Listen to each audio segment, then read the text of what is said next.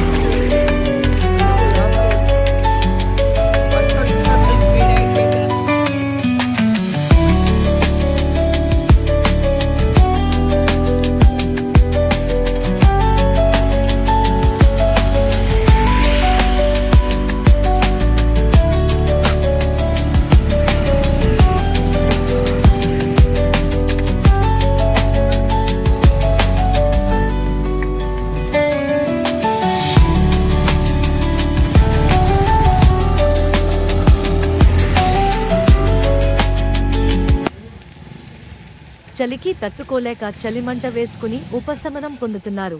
వృద్ధులు జాగ్రత్తలు పాటించాలని అధికారులు సూచించారు.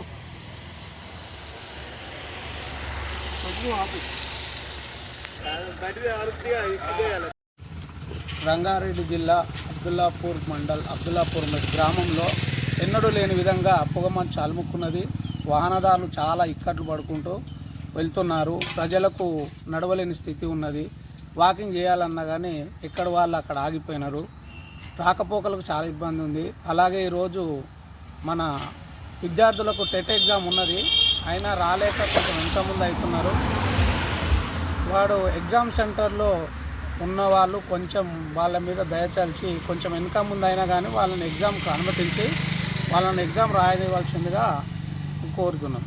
అలాగే వాహనదారులు చాలా జాగ్రత్తగా వెళ్ళాలి. లైట్లు వేసుకోండి, పార్కింగ్ లైట్లు వేయండి, హారన్ కొట్టండి.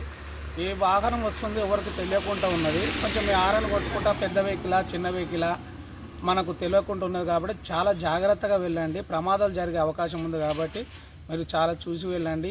ఇటువంటి పొగమంచు మేము గత ఎన్ని ఏళ్ళగా ఎప్పుడు గిట్లా చూడలేదు.